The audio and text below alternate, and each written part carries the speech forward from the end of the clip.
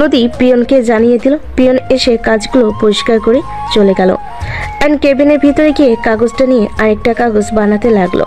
রাইসা আয়নের পাশে দাঁড়িয়ে দেখিয়ে দিতে লাগলো। আয়নের হাতের উপর হাত দিয়ে টাইপিং করতে লাগলো। নদী হাত মুঠো করে ফেলল। আয়ন কাজ শেষ করে রাইসাকে বলে, ধন্যবাদ ম্যাম। ওকে, কাজ করো, আমি আসছি। ম্যাম, আপনার মিটিং আগামীকাল। ও আচ্ছা, তুমি ঠিক করে ফেলেছো? জি ম্যাম, ওনাদের সাথে কথা বলছি। রাইসা নদীর সাথে কথা বলে চলে গেল। আয়ন নিজের কাজ করতে লাগলো। নদী ল্যাপটপে নিজের কাজ করতে লাগলো। এরই মাঝে মাঝে আয়নের দিকে তাকিয়ে থাকতে লাগলো। সন্ধ্যার দিকে আয়নের ছুটি হলে বের হয়ে যায়। আয়ন রাস্তা দিয়ে হাঁটতে লাগলো। নদী গাড়ি নিয়ে যেতে আয়নকে হেঁটে যেতে দেখলো। নদী আয়নের সামনে গাড়ি থামিয়ে বলে, গাড়িতে আসো, নামিয়ে দেই। ধন্যবাদ ম্যাম বলার জন্য। আপনি যান। আয়ন কথাটা বলে হাঁটা শুরু করলো। নদী একটা দোকানে বসে চা অর্ডার দিল। চা আর পাউরুটি খেতে লাগলো। নদী আয়নের দিকে তাকিয়ে থাকতে লাগলো আর ভাবতে লাগলো, নদী, তুই ওকে নিয়ে এত ভাবস কেন? তুই তো ওকে ভালোবাসিস না আর সহ্যও করতে পারস না, তাহলে কেন ওকে নিয়ে ভাবছিস? ওই যা ইচ্ছা করুক, তাতে তোর কি? তুই তো রনিকে ভালোবাসিস। তাড়াতাড়ি ওকে ডিভোর্স দিয়ে দিতে হবে। এই বিয়ে তো জোর করে দেওয়া হয়েছিল। নদী কথাগুলো ভাবতে ভাবতেই ড্রাইভারকে চলে যেতে বলল। নদী চলে গেল। আয়ন চা পাউরুটি খেয়ে বিল দিয়ে রাস্তা দিয়ে হাঁটতে লাগলো। ব্রিজের উপর উঠে বসে পড়লো। বসে থেকেই ভাবতে লাগলো। ফ্ল্যাশব্যাক। তুই নিজেকে কি ভাবস? আমার স্বামী, আমি তোমাকে স্বামী হিসেবে মানি না। আমি মরে গেলেও তোকে আমার স্বামী হিসেবে মানবো না। আমি তোকে পছন্দ করি না, জীবনে করবও না। দয়া করে আমার লাইফ থেকে চলে যা। নদী, আমি তো তোমাকে বিয়ে করতে চাই নাই। আমাকে ব্ল্যাকমেইল করে তোমার সাথে বিয়ে দিয়েছে। আমি সত্যি তোমার সাথে কিছু করি নাই। তুমি অজ্ঞান হয়ে গেছিলে। আমি তোমাকে জাস্ট আমার ঘরে জায়গা দিয়েছিলাম।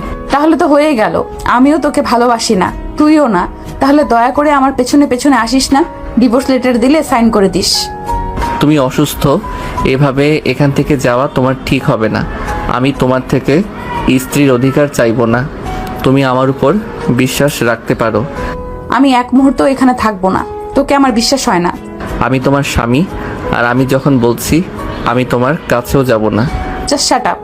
আমি তোকে স্বামী হিসেবে মানি না। কতবার বলবো? মানতে হবে না, জ্বরওয়ালা মানুষ শুয়ে থাকেন। অ্যান কথাগুলো বলে ঘর থেকে বের হয়ে গেল। হঠাৎ অ্যান ভাবনার জগৎ থেকে বের হয়ে দেখে ওর সামনে একটা বাচ্চা ছেলে এসে বলছে, ভাইয়া, আমাকে কিছু টাকা দিবেন? অনেক ক্ষুধা লাগছে, আমি 4 দিন ধরে কিছু খাই নাই। অ্যান ছেলেটাকে বলে। তোমার বাবা মা নাই? অ্যানের কথা শুনে ছেলেটা বলে, আমার মা মারা গেছে, বাবা বেঁচে আছে, কিন্তু সেই নতুন মা নিয়ে এসেছে। সেই আমারে বাসা থেকে বের করে দিছে। ছেলেটাকে 20 টাকা বের করে দিয়ে বলে, আমার কাছে এই 20 টাকা আছে, আর কোনো টাকা নাই। আয়নের কথা শুনে ছেলেটা খুশি হয়ে বলে, ধন্যবাদ ভাইয়া। বলে আয়ন ছেলেটাকে 20 টাকা বের করে দিয়ে বলে। আয়ন বলে চলে গেল। আয়ন উঠে ব্রিজের গ্রিল ধরে আকাশের দিকে তাকিয়ে থাকতে লাগলো। রাত 1টা পর্যন্ত ওখানে বসে থাকলো। আয়ন উঠে হাঁটতে লাগলো। হঠাৎ একজনের সাথে ধাক্কা লাগলো। আয়নের ধাক্কা খেয়ে মেয়েটা সোজা আয়নকে নিয়ে পড়ে গেল। আয়ন মাথায় ব্যথা পেল। মেয়েটা ভয়ে কান্না করতে করতে বলে, আমাকে সাহায্য করেন প্লিজ। আয়ন নদীর কণ্ঠ শুনে চমকে গেল। আয়ন নদীকে নিয়ে উঠে পড়লো। এদিকে কিছু ছেলেদের আসতে দেখে আয়ন নদীকে ঘুরিয়ে ঠোঁটের সাথে ঠোঁট বসিয়ে দিল। নদী ছুটতে চলে। আয়ন নদীর কোমর নিজের সাথে চেপে ধরল।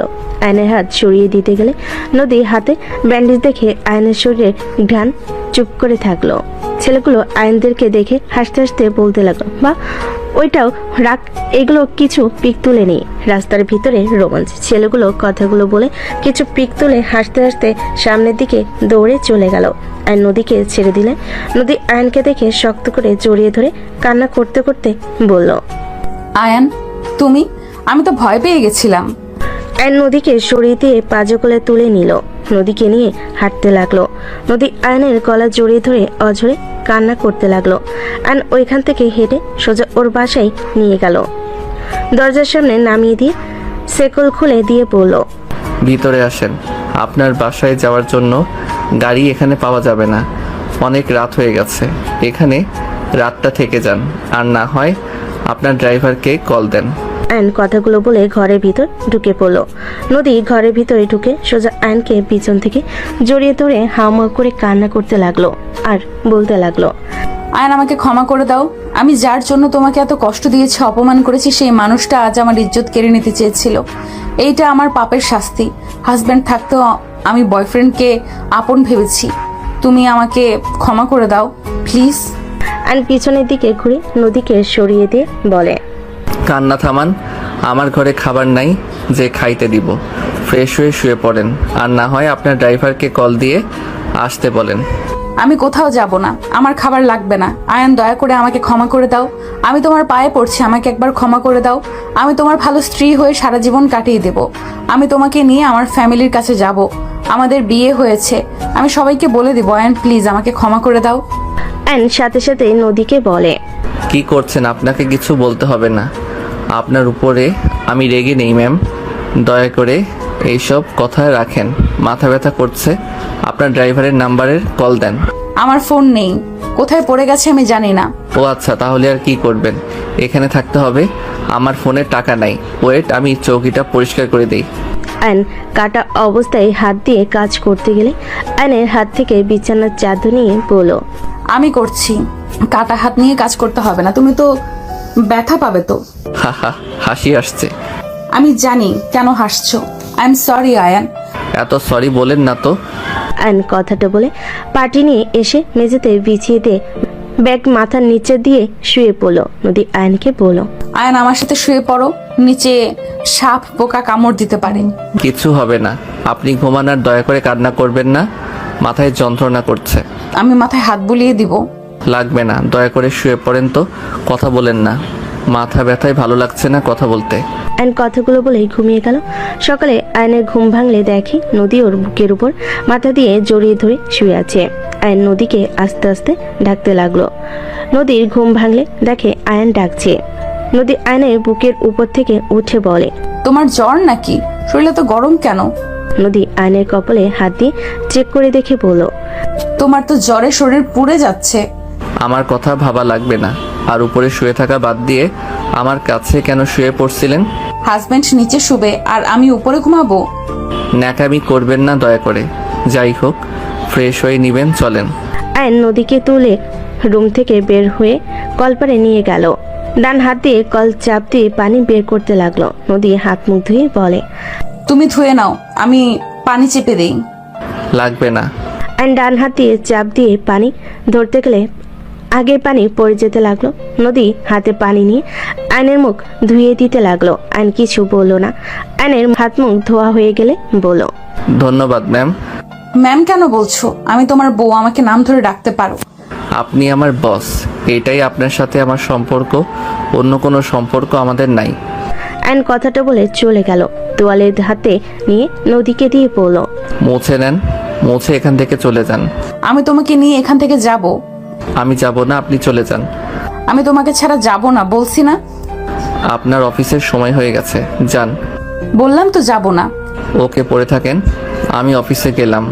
অ্যান শার্ট খুলতেই নদী লজ্জের পিছনে ঘুরে তাকালো। অ্যান শার্ট পরতে লাগলো। দু হাত দিয়ে বোতাম লাগাতে হাতে অল্প ব্যথা পেল। প্যান্ট চেঞ্জ করতে চাইলে নদীকে বলে, ওই দিকে ঘুরে তাকিয়ে থাকেন, পিছনে তাকাইয়েন না। ঠিক আছে। অ্যান প্যান্ট চেঞ্জ করে নিতে লাগলো। চেঞ্জ করে নদীকে কিছু না বলে বের হয়ে গেল। নদী আয়নকে বলতে লাগলো, ওরা যদি আবার আসে আমাকে একা রেখে চলে কেন যাচ্ছ? আমাকে সময় মতো অফিসে যেতে হবে। অফিসের বস না থাকলে বকা কে দিবে? রাইসা ম্যাম আছে। কত ম্যাম আছে? আমাকে নিয়ে চলো, আমি এখানে একা থাকবো না, ভয় লাগে। আসেন। আয়ন ঘরের শেকল লাগিয়ে দিয়ে নদীকে নিয়ে হাঁটতে লাগলো। আয়ান বলে ওঠে, কষ্ট করে হেঁটে যেতে হবে। আমার কাছে 1 টাকাও নাই যে গাড়ি ভাড়া করব। তোমার কাছে টাকা নাই আমাকে একবারও বলো নাই কেন? আপনি কে যে আপনাকে বলতে হবে? তাই বলে না খেয়ে থাকবে নাকি? আর এতদিন কোথায় ছিলে? আপনাকে কোনো কিছু বলতে আগ্রহী না আমি। আয়নের পাশ দিয়ে ওর ফ্রেন্ড গেল। আয়ন বলে ওঠে, রাকিব। অফিসে যাস নাকি? এই শোন, 50 টাকা হবে? আছে। দে, আমি বেতন পাইলে দিয়ে দিব। আমি তোকে বলেছি এখন দিতে। না মানে, টাকা চাইতে শরম লাগে। ফালতু, আমার সামনে ন্যাকামি করবি না। আমি তোর ফ্রেন্ডই নই। আইন রাকিবের হাত থেকে টাকা নিয়ে বলল, ধন্যবাদ দোস্ত, এই দিন এইটা দিয়ে বাসায় চলে যান। লাগবে না। নিতে বলছি, নেন। কইলাম তো যাব না তোমার সাথে, হেঁটে যাব। আমার এত ন্যাকামি ভালো লাগছে না, এই নেন, যান চলে। কে রে এটা? কেউ না, তুই যা, আমি যাচ্ছি। আয়ন নদীর হাতে টাকাটা দিয়ে হাঁটা শুরু করে দিল। নদী ওর পিছনে যেতে নিবে, তখন আর সামনে দিয়ে গাড়ি থামলে নদী চলে গেল। আয়ন অফিসে চলে গেল। অফিসে গিয়ে নদী কেবিনে গিয়ে বসে থাকতে লাগলো। কেবিনটা গোছাতে লাগলো। গোছানো শেষ করে সোফায় বসে থাকতে লাগলো। নদী 10টার দিকে অফিসে আসলে আয়ন উঠে সালাম দিল। নদী আয়নকে বলল, এগুলো খেয়ে নাও। ম্যাম, আপনি বস হয়ে নাটক করবেন না তো? যা বলছি তাই করো। এত ন্যাকামি করলে আমি আপনার অফিসের জব ছেড়ে দিব। না খেয়ে থাকবে নাকি? গতকাল সন্ধ্যায় চা একটা রুটি খাইছো, দেখো তাড়াতাড়ি খেয়ে নাও, মাথা ঘুরে পড়ে যাবে না খেয়ে থাকলে। এত ভাবা লাগবে না। নদী আয়নের কাছে আসলে আয়ন চলে যেতে নিলে আয়নের হাত ধরে টান মেরে বসিয়ে দিয়ে আয়নের কোলে বসে আয়ন ভেবাচাকে খেয়ে গেল। নদী খাবার হাতে নিয়ে আয়নের মুখের দিকে এগিয়ে দিলে আয়ন মুখ ঘুরিয়ে নিলে নদী আয়নের গালে কিস করে বলে, আমার পিচ্চি বরটা একটু দেখি এইদিকে ঘুরো না বাবু, ওই যান দেখি একটু। নদীর মুখে বাবু জান ডাক শুনে রাগে সরিয়ে দিয়ে বলে, একদম আমাকে বাবুজান বলবেন না, আপনার বয়ফ্রেন্ডকে গিয়ে বলেন আমি কারো কিছু হই না। আয়ন রেগে অফিস থেকে বের হয়ে যাবে। তখনই রাইসা ভেতরে ঢুকতেই আয়নের সাথে ধাক্কা লেগে পড়ে যাবে। আয়ন সাথে সাথে রাইসাকে হিরোদের মতো ধরে ফেল। দুজন একে অপরের চোখের দিকে তাকিয়ে আছে। নদীর রাগ হতে লাগলো। রাইসা, রাইসা সাথে সাথে ভাবনার জগৎ থেকে বের হইলে আয়ন রাইসাকে ছেড়ে দিল। রাইসা আয়নকে বলল, আয়ান কোথাও যাও, এইদিকে আসো। আয়ন রাইসার সাথে গেল। রাইসা বলে ওঠে, ম্যাম, আপনি 11টার দিকে চলে আসেন, আমি আয়ান ওইখানে মিটিংয়ের জন্য রেডি করতে গেলাম। আপনি যান, আয়ান আমার সাথে যাবে। ঠিক আছে, তাহলে আয়ান সব কিছু রেডি করে ম্যামের সাথে চলে আসো। রাইসা চলে গেল। নদী আয়নের হাত ধরে চেয়ারে বসিয়ে দিয়ে বলল, আমি ভুল করছি, এই জন্য এই না যে আমি আমার বয়ফ্রেন্ডকে বাবু জান বলছি। দেখলাম তো যে মানুষ বয়ফ্রেন্ডকে কিস করতে দেয়, সেই মেয়ে যে আর কি কি করছে সেটা আমাকে আর বোঝাতে হবে না। কি বলতে চাও তুমি? আমার বয়ফ্রেন্ডের সাথে আমি নোংরামি করছি? তো কি, কতবার শারীরিক সম্পর্ক করছেন সেখানে বলেন আপনি বাবুজান বলেন না? আমার কপালে কি বোকা লেখা আছে নাকি? আর কি বলেন আপনার বয়ফ্রেন্ড রেপ করতে দিয়েছিল? So funny. আয়নের কথা শুনে নদীর রাগ কন্ট্রোল করতে পারলো না, থাপ্পড় মারলো ঠাস ঠাস করে। আয়ন রেগে নদীর হাত ধরে ধাক্কা মেরে ফেলে দিয়ে বলে, কি পাইছস আমাকে? হ্যাঁ, আমি খেলনা পুতুল যে তোর মনের ইচ্ছে শুধু থাপ্পড় মেরে যাবি? তোর অফিসের চাকরি তুই কর, আমাকে করতে হবে না। আল্লাহর কাছে কতবার কইলাম তোর সামনে যেন না পড়ি। সেই তোর অফিসে চাকরি হলো, যত সব ফালতু কপাল নিয়ে জন্মগ্রহণ করছি, সব সময় খালি ঝামেলা লেগে থাকে। আয়ন রেগে কথাগুলো বলে বের হয়ে গেল। নদী চেয়ারের সাথে কপালে ব্যথা পেয়ে ওইখানেই অজ্ঞান হয়ে গেল। আয়ন অফিস থেকে বের হয়ে রাস্তা দিয়ে আনমনে হাঁটছিল। হঠাৎ করে আয়নের সামনে একটা গাড়ি এসে থামলো। আয়ন কিছু বলার আগে কয়েকজন জোর করে আয়নকে তুলে ফেললো। 3 সপ্তাহ পর। ম্যাম, হুট করে ছেলেটা উধাও হয়ে গেল, কোনো খোঁজ খবর নাই। ওনার ঠিকানায় গেলাম, কেউ বলতে পারে না। বাদ দাও, যাই হোক সবাইকে ছুটি দিয়ে দিও, আমি বের হচ্ছি। পর নদী বের হয়ে গেল। গাড়ি নিয়ে সোজা বাসায় চলে গেল। ফ্রেশ হয়ে রেডি হয়ে বাবা মা ভাই বোনের সাথে বের হয়ে গেল। সন্ধ্যার ভিতরে নদীর আব্বুর বড় চাচার বাড়ির সামনে গিয়ে নামলো। 5 জন বাসার ভিতরে গেল। দেখে একজন ফুলদানি টি টেবিলে বাড়ি দিয়ে বলছে, আমি বলছি না আপনাদের সাথে আমি থাকবো না? বারবার কেন আমাকে এখানে নিয়ে আসেন? আমি কতবার বলবো আমি আপনাদের কারোর সাথে সম্পর্ক রাখতে চাই না। দুর্নীতিবাজ সাথে সম্পর্ক রাখার থেকে না খেয়ে মস্ত্রা যাওয়া ভালো। আইন কথাগুলো বলে পিছনে ঘুরে চলে যেতে নিবে। আইন নদী দুজনকে একে অপরকে দেখে চমকে গেল। নদী আইনকে বলল, আপনি এখানে? না থেকে মরে যাওয়া ভালো। এক ঝামেলা শেষ করতে না করতে আবারও আপনি চলে আসলেন। শাট আপ, আমি তোমার পেছনে আসি নাই, তুমি যেখানে ইচ্ছা যাও, এতে আমার কি? আমি এখানে আমার বড় দাদুর বাসায় বেড়াতে এসেছি। কি? কে আপনার দাদু? আয়ান কি হচ্ছে? নদী মামুনির সাথে বাজে ব্যবহার করবে না। আমাদের সাথে করছো কিছু বলি নেই, দেখে মাথায় উঠো না। এই ছেলেটা তোর ছেলে? হ্যাঁ ভাবি, মামুনি ভিতরে আছেন। আয়নকে দেখলে নদীর রাগ হতে লাগলো। নদী নিজের রাগ কন্ট্রোল করতে না পেরে চলে যেতে নিয়ে নাগি আবার পিছনে কয়েকবার পিছিয়ে এসে আয়নের গালে ঠাস ঠাস করে থাপ্পড় মারল। সবাই চমকে গেল। নদীর থাপ্পড় খেয়ে আয়ন হাত দিয়ে গাল চেপে ধরে বলল, এইটা কি করলেন? আপনার এত বড় সাহস কে দিয়েছে আমাকে মারার? সাহস কোথা থেকে পেলেন? নদী রেগে বলে। আয়নের আগুন ধরে নিচের দিকে নামিয়ে দিয়ে বলল, একদম আমার সামনে আঙুল নাড়িয়ে কথা বলবে না। তোমাকে কেন থাপ্পড় মারছি ভালো করে ভেবে দেখো। তুমি আমাকে ভুয়া পরিচয় দিয়েছো, তুমি আমাকে প্রতিনিয়ত ঠকিয়েছো। নদী কথা শুনে আয়ন হাসতে লাগলো। ঠকিয়েছি আমি?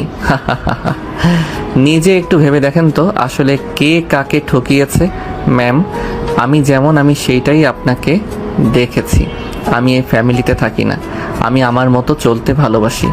আমি এইসব অন্যায়কারীদের খাবার খেয়ে বাঁচি না, নিজের ইনকামে নিজে চলার চেষ্টা করি। ওই কিসের অন্যায় রে? কি বলতে চাও? হ্যাঁ ম্যাম, আপনার অফিস না, চিল্লাবেন না। নদী, তুই আয়নকে চিনিস? খুব ভালো করে চিনি। বাহ, আপনি আবার আমাকে ভালো করে চেনেন, শুনে ভালো লাগছে। ভাইয়া প্লিজ থামো না, এমন করো না। ভাইয়া প্লিজ যেও না এই বাসা থেকে। আতিয়া আয়নের কাছে এসে জড়িয়ে ধরলো। নদী আয়নকে বলল, ন্যাকামি না করে এখান থেকে গেলে কি হয়? না খেয়ে থাকো, তারপর এত জেদ কিভাবে আসে? ম্যাম, কতবার বলবো আমার পার্সোনাল ব্যাপারে নাক গলাবেন না। আয়নের কথা শুনে নদী রেগে বলে, তুমি কি বলতে চাও? তোমার কিসের পার্সোনাল ব্যাপার? তুমি ভুলে যাও না আমি কে। মানি না। আর কোনো কথা আছে? আয়ন চলে যেতে নিলেই নদী আয়নের কলার ধরে টেনে নিজের দিকে ঘুরিয়ে বলে, তুমি না মানার কে? তুমি এই বাসা থেকে এক পাও যেতে পারবে না। তোমার কি লজ্জা করে না বাবা মা ভাই বোনদের কষ্ট দিতে? এত ভালো মানুষ তুমি, নিজে কত অন্যায় করেছো, সেই সব কি তোমার চোখে পড়ে না? আমি কি অন্যায় করলাম?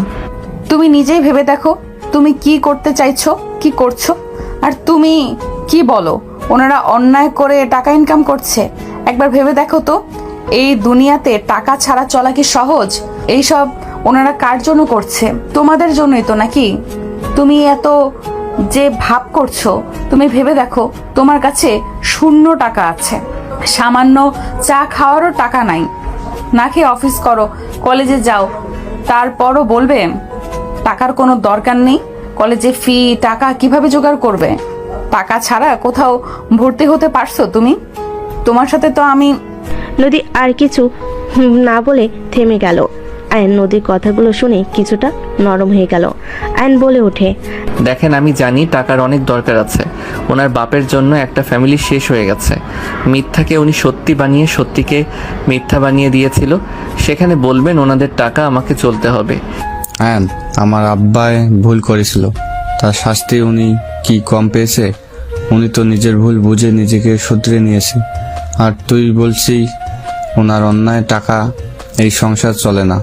আমার নিজস্ব কোম্পানি আছে, তোর চাচু একজন ডাক্তার, তোর আম্মু একজন প্রফেসর। এখানে অন্যায় টাকা কোথা থেকে আসে? একটা ভুলের কারণে আব্বা তোকে ও হারিয়ে ফেললো। তুই এসএসসি পরীক্ষার রেজাল্ট দিন রেগে বাসা থেকে বের হয়ে গেলি। আব্বা মৃত্যু আগে তোকে কতবার দেখতে চেয়েছে, তুই আসিস নাই। তারপর বলবি শাস্তি কম পেয়েছে? আয়ান, আমি বুঝতে পারছি তুমি অন্যায় মেনে নিতে পারো না, বাট অতীতের বিষয় নিয়ে ভেবে বসে থাকলে হবে বলো? এইসব বাদ দিয়ে সবার সাথে থাকার চেষ্টা করো। প্লিজ রাগ করা বন্ধ করে রুমে যাও। আয়ন কিছু না বলে সিঁড়ি বেয়ে চলে গেল। সবার মুখে হাসি ফুটে উঠল। আয়নের আব্বু বলে, ধন্যবাদ আম্মু, ওই তোমার কথা শুনেছে। ধন্যবাদ আপু। আতিয়া নদীকে জড়িয়ে ধরলো। নদী আতিয়াকে জড়িয়ে ধরলো। নদী এক এক করে সবার সাথে পরিচয় হতে লাগলো। আয়ন রুমে গিয়ে খাটের উপর বসে থেকে ভাবতে লাগলো, এইটা আবার কোথা থেকে কাজিন হতে আসলো? যত সব সময় খালি আমাকে আঘাত করার জন্য মানুষ চলে আসবেই। যাকে দেখবো না সেই আবার এসে হাজির হইল। আয়ন কথাগুলো ভাবতে লাগলো। আয়ন সিগারেটের প্যাকেট বের করে লাইটার দিয়ে আগুন ধরাতে যাবে, সাথে সাথে আতিয়া রুমে আসলে আয়ন সিগারেট লুকিয়ে ফেলো। আয়নকে দেখে আতিয়া বলে, ভাইয়া তোমাকে খাওয়া দেই? সরি বনু। সরি কেন বলছো ভাইয়া? প্লিজ ভাইয়া, তুমি আমাদের ছেড়ে যেও না। দেখো তোমার শরীরের অবস্থা কি হয়েছে, একদম শুকিয়ে গেছো। ওকে যাব না। সত্যি? হ্যাঁ সত্যি। আতিয়া আয়নকে খাওয়াই দিতে লাগলো। আয়ন আতিয়ার হাতে খেতে লাগলো। বনু আর খাবো না। ঠিক আছে, আর এক লোকমা নাও। আয়ন আতিয়ার দিকে তাকিয়ে বলল। আতিয়া খাওয়াই দিয়ে চলে গেল। আয়ন খাটে শুয়ে থেকে টিভি দেখতে লাগলো। সন্ধ্যার দিকে আয়ন রুম থেকে বের হইল, নিচে গেল, দেখে সবাই বসে আছে। হঠাৎ করে কলিং বেল বেজে উঠলে কাজের মহিলাটা দরজা খুলে দিল। আয়নর আব্বুকে কিছু বলবে, তার আগে একজন বলে ওঠে, জান, তুমি কবে এসেছো? আর তুমি এসেছো আন্টি তো আমাকে একবারও বলে না। কি বলবো, উনি সকালে এসেছে, নানা বাড়িতে ছিল। তুলি আয়নের কাছে এসে ধাক্কা দিয়ে নদীর পাশে বসিয়ে দিয়ে গলায় হাত দিয়ে আস্তে চেপে ধরে বলে, মেরে ফেলবো। নানা বাড়িতে থেকে আমার কথা মনে পড়ে না তাই না? বাবা মায়ের সাথে ঝামেলা হয়েছে। আমার সাথে কি হয়েছে? হ্যাঁ, আমার সাথে কেন রাগ দেখাও? তুলি ছাড়ো তো, আমি তোমার উপরে কবে রাগ দেখলাম? আরে শোনো, এখানে বসো, গলা ছাড়ো। আয়নর পাশে বসিয়ে দিয়ে হাত ধরে বলল, শোনো, বড় মামা একটু অসুস্থ ছিল, ওনাকে একটু দেখাশোনা করছি। হসপিটালে নেওয়া, মেডিসিন কেনা, সব কাজ আমাকে একা করতে হয়েছে। আর মোড ভালো ছিল না। রাগ করো না তো। তাই বলে একবার আমাকে বলবে না? আমি গিয়ে তোমাকে সাহায্য করতাম। ওরে পিচ্ছি, করবে আমাকে সাহায্য? হাসবে না বলে দিলাম। ছাড়ো, ফ্রেশ হয়ে আসি আর ছাদে যাও। আমি একটু বের হব। কোথায় যাবে? আমিও যাব। পশ্চিম পাড়া যাব। ও, রূপা আপুদের পাশে যাবে? হুম। ওনার সাথে দেখা হয়েছিল, উনি তোমার কথা জিজ্ঞেস করছিল। ও আচ্ছা, যাবে নাকি আমি একা যাব? আমিও যাব। আঙ্কেল আন্টি আব্বু আম্মু আসলে বলবেন আমি আয়নের সাথে চলে গেছি। ঠিক আছে। আয়ন তুলি বের হয়ে গেল। নদী বলে ওঠে, আন্টি, এই মেয়েকে? আমার ছোট ননদের মেয়ে। আয়নের হবু বউ তাহলে এই মেয়ে? মাশাল্লাহ, দুজনকে অনেক সুন্দর মানিয়েছে। দোয়া করেন ওদের জন্য। মানে ওই মেয়েটা আয়নের হবু বউ? হ্যাঁ। কথাটা শুনে নদী চুপ হয়ে গেল। এদিকে আয়ন তুলি দুজন সাথীদের বাসে গিয়ে সবার সাথে সময় কাটিয়ে রাত 8টায় বাসে আসলো। দুজন হাসাহাসি করে বাসার ভিতরে ঢুকলো। নদী আয়ন তুলির দিকে তাকিয়ে থেকে দেখতে লাগলো। আয়ন তুলির আব্বু আম্মুকে সালাম দিয়ে বলল, শ্বশুর শাশুড়ি ব্যাপার কি? আপনাদের কি আমার বউ ঠিক মতো খেয়াল রাখে না নাকি যে শুকিয়ে গেছেন? আয়নের কথা শুনে সবাই হাসতে লাগলো। তুলির আম্মু কিছু বলার আগেই তুলি কোমরে হাত দিয়ে বলে, বাজে কথা বলবে না। আমার কথা কি তোমার শ্বশুর শাশুড়ি শুনে নাই কি? ঠিক মতো খায় না। বড় আপু কত বকা দেয়, তাও দুইজন শুনে না। কিছু বললে বলতে খেতে ইচ্ছে করছে না। তোর 2 বোন খেয়ে নে, চা বানিয়ে দিয়ে যাস। আহারে, বউটাকে শুধু শুধু ভুল বুঝলাম। আয়ন মাথায় আদর দিয়ে সাথে সাথে চুল টেনে দিলে। তুলি আয়নের দিকে রাগি লুক নিয়ে তাকাতেই আয়ন অন্যদিকে তাকিয়ে বলে, আমাকে মনে হয় কেউ ডাকছে। কেউ ডাকছে নাকি? কি করছে? ওয়েট। তুলি মারতে যাবে, সাথে সাথে আয়ন দৌড়ে শীতে উঠে মুখ ভেঙচি দিলে সবাই হাসতে লাগলো। নদীর আব্বু বলতে লাগলো, এই দুজন তো দেখি ভাই আর ভাবির মতো ঝগড়া করা শুরু করছে। ঠিক বলেছেন, আর ওনারা এখনো এই কাজগুলো করে। সবাই কথা বলতে লাগলো আর নদী বিরক্ত হয়ে উঠে চলে গেল। আয়ন্স রুমে গিয়ে ফ্রেশ হয়ে ছাদে চলে গেল। ছাদে গিয়ে দোলনায় বসে থেকে আকাশের দিকে তাকিয়ে থাকতে লাগলো। হঠাৎ করে কেউ একজন বলে উঠল, কি ব্যাপার মিস্টার আয়ন চৌধুরী?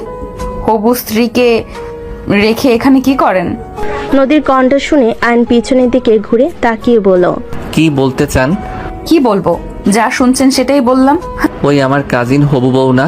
আয়নের কথা শুনে নদী হাসতে লাগলো আর বলতে লাগলো, আয়ন চৌধুরী মিথ্যা কম বলেন। আপনাদের বিয়ে ঠিক করা হয়েছে আর আপনি এমন ভাব করছেন মনে হয় কিছুই জানেন না। আমি বিবাহিত, আমি আবার অন্য কাউকে কেন বিয়ে করব? আপনি বিবাহিত, ডিভোর্স দিয়ে দেন। আর ওই মেয়েটা তো অনেক ভালো, বিয়ে করেন, সুখে থাকবেন। আমি তো নোংরা মেয়ে, ডিভোর্স লেটার পাঠিয়ে দিয়েন।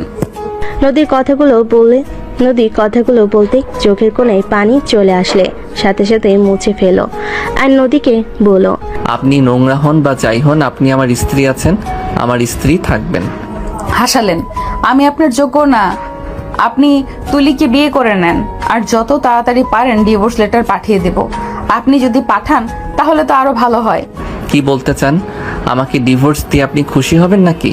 অবশ্যই, আমি তো জানি আমি কেমন। তাও হুদাই আমার লাইফটা নষ্ট করার কোনো মানে হয় না। এখান থেকে যান, আপনার কোনো কথা শোনার ইচ্ছা আমার নাই। আয়ন কথাটা বলে ঘুরে আকাশের দিকে তাকিয়ে থাকতে লাগলো। নদী চোখের পানি মুছতে মুছতে চলে গেল।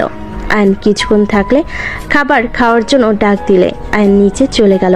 সবার সাথে বসে খাবার খেতে লাগলো। হঠাৎ করে আয়নের আম্মু বলে, নদীমা, আমার ছেলে রাফিকে তোমার কেমন লাগে? মানে? মানে ওর কেমন লাগে তোমার? ওই ভালো নাকি খারাপ? জি, অনেক ভালো। রাফি ভাইয়া, তোমার কি পছন্দ হয় নাকি আরো কিছুদিন রাফির সাথে মিশে দেখবে? সরি আন্টি, আমি ঠিক আপনার কথা বুঝতে পারছি না। আসলে নদী, তুই রেগে যাবি তাই আমি চুপ ছিলাম। আমরা তোর রাফির বিয়ে ঠিক করে রেখেছি। তোরা দুজন এখন বিবাহর যোগ্য হয়ে গেছস, তাই এখন তুই রাফি একে অপরের সম্পর্কে ভালোভাবে দেখ, দুজন একে অপরের জন্য পারফেক্ট নাকি। নদীর আব্বুর কথা শুনে আয়ন ওর ভাইয়া রাফি আর নদীর দিকে তাকালো। নদী আয়নের দিকে তাকিয়ে থাকলো রাগী লুক নিয়ে। আয়ন মাথা নিচের দিক করে নিল। নদী রেগে বলে, রাফি ভাইয়া অনেক ভালো।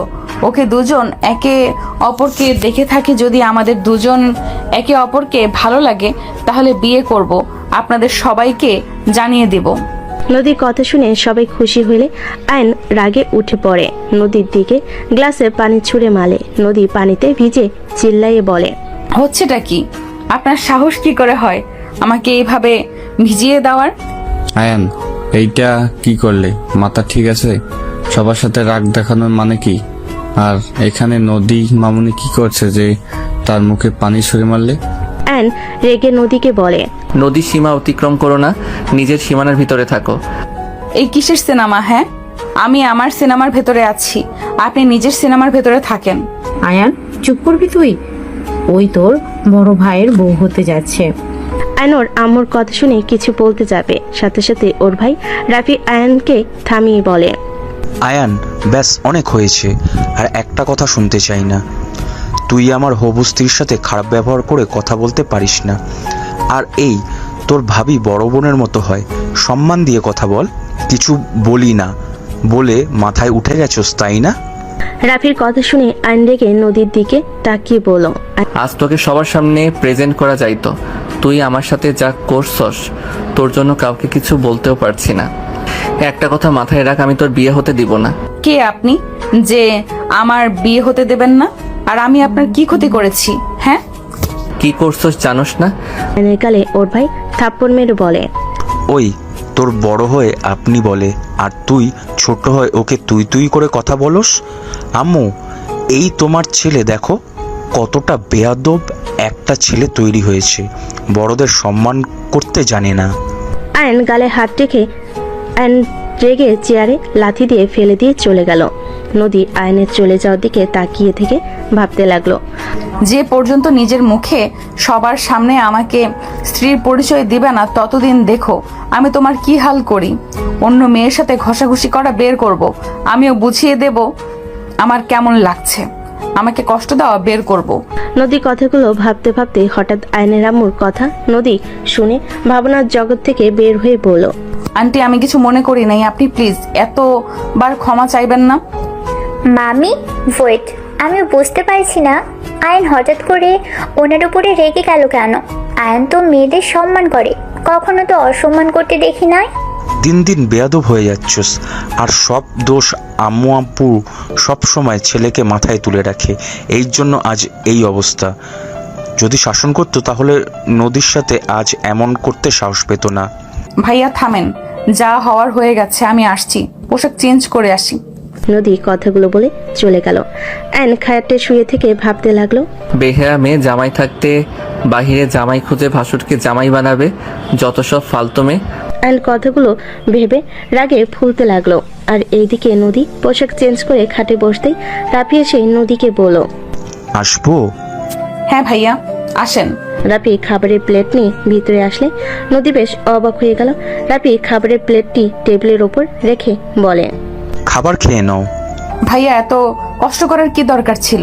আয়ানের জন্য তো খেতে পারলে না, তাই আবার নিয়ে আসলাম, খেয়ে নাও। আর দয়া করে আমার ভাইটার উপরে রাগ করো না, ওই একটু রকচটা, ওই যেটাই ভালো মনে করে তাই করে, কারোর কথা কখনোই শোনে না। কিন্তু বুঝতে পারছি না তোমার উপরে ও কেন রেগে গেল। ওকে আগে কখনো মেয়েদের সাথে এমন ব্যবহার করতে দেখি নাই। রাফির কথা শুনে নদী বলে ওঠে, ভাইয়া আপনাকে আমার কিছু কথা বলার ছিল। আগে খাবার খেয়ে নাও, তারপর বলবে। তাড়াতাড়ি খাও, 10টা বেজে গেছে। তোমার তো মনে হয় অনেক ক্ষুধা লেগে গেছে, খাও। রাফির কথা শুনে নদী কিছুটা ইতস্ততভাবে নিচের দিকে তাকিয়ে নিজেকে শান্ত করে রাফির দিকে তাকিয়ে বলল, না ভাইয়া, পরে খাবো। আমার মনে হচ্ছে আপনাকে কথাটা বলে দেওয়াই ভালো হবে। আপনাকে আমি বিশ্বাস করে কিছু বলতে চাচ্ছি, আপনি যদি অনুমতি দেন তাহলে কথা বলা শুরু করব। নদীর কথা শুনে রাফি বেশ অবাক হয়ে গেল। নদীর দিকে তাকিয়ে বলে, ওকে বলো, কি বলতে চাও শুনি একটু। ভাইয়া, আপনি প্রমিস করেন আমার সম্পূর্ণ কথা না শুনে রেগে যাবেন না আর কাউকে কিছু বলবেন না? কি এমন কথা, এত ইতস্তত বোধ করছো কেন? প্রমিস করেন। ওকে বলবো না, বলো। আয়নের রেগে যাওয়ার কারণ হইল আমি আয়নের স্ত্রী। নদীর কথা শুনে রাফি উঠে পড়ল বসা থেকে। নদীর দিকে অবাক দৃষ্টিতে তাকিয়ে বলে, এসব কি বলো? আয়ান কি আর তুমি কি এই আমাদের না জানিয়ে বিয়ে করতে পারে না? আমি সত্যি বলছি, আমাদের বিয়ে হয়েছে। আমি আপনাকে প্রথম থেকে সব খুলে বললে বুঝতে পারবেন। আয়ান ক্লাস 10-এ যে গ্রামে থাকতো, আমি সেখানে ট্যুরে গেছিলাম। আমি অসুস্থ হয়ে গেলে আয়ান আমাকে ওর বাসায় নিয়ে যায়। ওখানে আমি অজ্ঞান হয়েছিলাম, বাট ওখানে কিছু মানুষজন আমাদের অন্য কিছু ভেবে জোর করে বিয়ে দিয়ে দেয় ওর সাথে। আমার সংসার জীবন 7 দিনের ছিল। কি এত কিছু হয়ে গেছে? আয়ান আমাকে একবারও বলে নাই? শুধু আমাকে কেন, ফ্যামিলির কাউকেই বলে নাই? আসলে আমি ওকে স্বামী হিসেবে মানি নাই। আমি ওকে অনেক কষ্ট দিয়েছি। যেমন? নদী রাফিকে সবকিছু খুলে বলতে লাগলো। কথা বলা শেষ হলে বলল, এজন্য আমিও চুপ করে আছি। ওই যে পর্যন্ত আমাকে বউ হিসেবে সবার সামনে পরিচয় না দিবে, ততদিন পর্যন্ত আমি চুপ করে থাকবো। আর আপনার সাহায্য লাগবে। হ্যাঁ বলো, কি সাহায্য? নদী বাহিরের দিকে তাকিয়ে থেকে ভালোভাবে দেখে রাফিকে আস্তে আস্তে বলতে লাগলো। কথা বলা শেষ হলে রাফি বলে, ঠিক আছে, আচ্ছা থাকো, আমি যাই। ওকে ভাইয়া। রাফি চলে গেল। নদী খাবার খেতে লাগলো। আয়ন খাট থেকে উঠে সোজা নদীর রুম খুঁজতে লাগলো। নদীর রুম খুঁজে পেলে আয়ন সাথে সাথে রুমের ভিতর ঢুকে পড়ে। নদী খাওয়া শেষ করে হাত ধুয়ে পানি খেতে নিবে, সাথে সাথেই দেখে আয়ন নদীর দিকে রাগি লুক নিয়ে তাকিয়ে এগিয়ে যেতে লাগলো। নদী বলে ওঠে, ওই এইভাবে এগিয়ে আসো কেন? আমার বউ, আমি আমার অধিকার চাই। মাথা খারাপ নাকি? ভুলে যেও না আমি তোমার হবু ভাবি হই। ভাবির আগে আমার স্ত্রী, আমার অধিকার আমি কেন ছাড়বো? আয়ন কথাটা বলে দরজা লাগিয়ে দিল। নদী ভয়ে ঢোক গিলতে লাগলো। নদী খাট থেকে নেমে বারান্দার দিকে যাবে, সাথে সাথে আয়ন দৌড়ে নদীর জামা টান দিয়ে ধরলো। নদী ছোটার চেষ্টা করে জামা ছিঁড়ে আয়নের হাতে চলে আসলো। নদী আয়ন দুজনেই থমকে গেল। নদী ঘুরে আয়নের দিকে তাকিয়ে কিছু বলতে যাবে, তার আগেই আয়ন নদীকে টান দিয়ে নিজের ঠোঁটের সাথে ঠোঁট মিলিয়ে দিল। নদী আয়নকে সরিয়ে দেওয়ার চেষ্টা করতে লাগলো। আয়ন জোর করে ধরে কিস করতে লাগলো। আয়ন নদীকে ছুঁড়ে খাটের উপর ফেলে দিল। নদী আয়নকে বলতে লাগলো, আয়ান বেশি কিন্তু হয়ে যাচ্ছে। আয়ান আমার কাছে আসলে আমি কিন্তু চিৎকার করব। কর না করছে কে? তুমি নিজের কন্ট্রোলে আসো। তুমি কি পাগল হয়ে গেছো নাকি? এভাবে জোর করতে পারো না। আমি চাইলে সব করতে পারি। তুই আমার স্ত্রী না, তুই আমার অধিকার দিতে বাধ্য। আমার অনুমতি ছাড়া আমাকে টাচ করতে পারো না তুমি। আমার অনুমতি কোনো দরকার নাই, কারণ আমি থাকতে তুই অন্য ছেলের সাথে রিলেশন করছস। তোর কথার আঘাতে আমি তোকে ছেড়ে চলে গেছিলাম, আবার দিন শেষে তোর সাথে দেখা হলো। দ্বিতীয়বার, 2বার একই কাহিনী। তুই কখনোই আমার লাইফ থেকে সরবি না। একভাবে না একভাবে আমার সামনে চলে আসস। আমি মানছি ভুল করছি, কিন্তু তুমি তো আমাকে ভালোবেসে আমার কাছে আসছো না। তুমি তো আমার উপরে রাগে বসে কাছে আসতে চাচ্ছ। আমি তো তোমার সাথে এইভাবে কাছে আসতে দিতে পারি না। তুমি যখন আমাকে মন থেকে স্ত্রী হিসেবে মেনে নিবে না, সেই দিন আমার কাছে আসবে, সেই দিন আমি তোমাকে বাধা দিব না।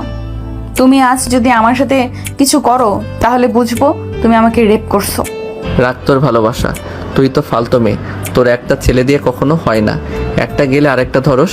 আয়ান, ওই গলা নামিয়ে কথা বল, একদম আমার উপরে চিল্লাবি না। নদী রেগে খাট থেকে নেমে পড়লো। আমি খারাপ? ভালো কথা, ভালো মেয়ের কাছে যাও। আমার কাছে কেন এসেছো? যাও যাও, ভালো মেয়ের কাছে যাও। একদম ঠিক। আমি কেন তোর কাছে যাব? ইউজ করা জিনিস আমি কেন নিব? কতজনের সাথে শারীরিক সম্পর্ক করছস কে জানে। আয়নের কথা শুনে নদী নিজেকে আর কন্ট্রোল করতে না পেরে আয়নের গালে ঠাস ঠাস করে থাপ্পড় মেরে বলে, বের হয়ে যা আমার চোখের সামনে থেকে। এখন যা। আমি হাজার মানুষের সাথে শারীরিক সম্পর্ক করছি, ভালো করছি, তুই যা এখান থেকে। আর তাড়াতাড়ি ডিভোর্স দিয়ে দিস। তোকে আমি কিছু বলতে চাই না। আমি কেমন আমার আল্লাহ জানে আর আমি জানি। চলে যা আমার সামনে থেকে। তোকে দেখে আমার ঘৃণা হচ্ছে যে নিজের স্ত্রীকে সম্মান করতে জানোস না। আমি শারীরিক সম্পর্ক করছি, তুই দেখাতে পারবি? রনি কোনোদিন একটাও পায় নাই। আর তুই আমাকে বলস আমি হাজার জনের সাথে শারীরিক সম্পর্ক করছি, ভালো করছিস। যা এখান থেকে। নদী রেগে গিয়ে ধাক্কা দিতে দিতে আয়নের রুম থেকে বের করে দিয়ে দরজা লাগিয়ে দিয়ে কান্না করতে লাগলো। আয়ন ওর বেডরুমে চলে গেল। বেডরুমে গিয়ে রাগে দরজা ঠাস করে লাগিয়ে দিয়ে উপর হয়ে শুয়ে পড়ল। সকালে ঘুম ভাঙলে আয়ন তুলির কণ্ঠে ঘুম ভেঙে গেল। আয়ন তুলিকে দেখে বলে, তুমি রুমের ভিতরে কিভাবে আসলে? দরজা ঠেলা দিলাম, খুলে গেছে। ওঠো তাড়াতাড়ি, নিচে চলো, খেয়ে ঘুরতে যাব। কোথায় যাবে? সবাই মিলে গ্রামটা ঘুরে দেখবো। নদী আপু, আঙ্কেল আন্টি সবাই যাবে। চলো তাড়াতাড়ি। যাব না, তুমি যাও। কথা কম বলো, ওঠো বলছি। তুলি আয়নকে জোর করে তুলে ওয়াশরুমে নিয়ে গেল। আয়ন বিরাস করতে লাগলো। তুলি আয়নের দিকে তাকিয়ে থেকে দেখতে লাগলো। আয়ন তুলির দিকে তাকিয়ে বলল, কি ব্যাপার, এভাবে তাকিয়ে থাকো কেন? আয়ন কথাটা বলে ট্যাপ ছেড়ে দিলে সাথে সাথে তুলি পানি নিয়ে আয়নের মুখে ছুঁড়ে মেরে হাসতে লাগলো। আয়ন তুলিকে পানি দিতে গেলে দৌড়ে চলে গেল। আয়ন ফ্রেশ হয়ে বের হয়ে চেঞ্জ করে নিল। নিচে চলে গেল। নিচে গিয়ে দেখে সবাই বসে আছে। রাফি আয়নকে দেখে নদীকে বলল, চলো আমি তোমাকে খাইয়ে দিই। না ভাইয়া, ধন্যবাদ, আমার ক্ষুধা নাই। আরে চলো। রাফি নদীর হাত ধরতেই আয়ন রাগে হাত মুঠো করে নিল। রাফি নদীকে নিয়ে সবার সাথে খাবার টেবিলের সামনে বসলো। আয়নকে দেখে আয়নের আম্মু বলে, আয়ান খেতে আয়। আয়ন ওদের কাছে গেলে তুলি বলে ওঠে, এখানে এসে বসো। আয়ন তুলির কাছে বসলো। নদী আয়নকে দেখে রাফির সাথে হাসি মুখে কথা বলতে লাগলো। রাফি বলে ওঠে, আম্মু আমার প্লেটে খাবার দাও, নদী আমি একসাথে খাবো। রাফির কথা শুনে সবে মিটিমিটি হাসতে লাগলো। তুলি বলে ওঠে, বাবা ভাইয়া, তুমি এত রোমান্টিক। এই আয়ন ভাইয়ের মতো একটু শিখতে পারো না? মামনি, আমার প্লেট দাও, আমরা একসাথে খাবো। এসব ন্যাকামি আমার একদম ভালো লাগে না। তুলি, এসব বাদ দাও। কখনো কারো মতো হওয়ার চেষ্টা করবে না, নিজের মতো থাকার চেষ্টা করবে। আয়ন কথাটা বলে খাবার একা বেড়ে নিতে লাগলো। নদী রাফি ওর দিকে তাকিয়ে থাকলো। আয়ন খাবার খেতে লাগলো নিচের দিকে তাকিয়ে। আয়নের আম্মু সবাইকে খাবার দিতে লাগলো। রাফি নদীকে খাওয়াই দিতে লাগলো। নদী রাফিকে খাওয়াই দিতে যাবে। আয়ন রাগ কন্ট্রোল করে বলল, ভাইয়া, তোমাদের দেখে হবু হাজবেন্ড বউ লাগছে। মনে হচ্ছে বড় ভাই তার ছোট বোনকে খাওয়াই দিচ্ছে। আয়ন কথাটা বলে হাসি দিল। নদী রাগে বলে ওঠে, কি ধরনের কথা বলছেন এইসব? আমরা ভবিষ্যতে হাজব্যান্ড ওয়াইফ হতে যাচ্ছি। আপনার মতো আমার ভাইয়ের কপালে নাই। আয়ান, তোর ব্যবহার কিন্তু খুব খারাপ হয়ে যাচ্ছে। এইসব কি ধরনের কথা বলস? ওই তোর বড় আপু হয়, সম্মান দিয়ে কথা বল। আমি তো সম্মান দিয়ে বললাম ভাইয়া, আর উনি তো সেম ভাই বোনের মতো ব্যবহার করছে।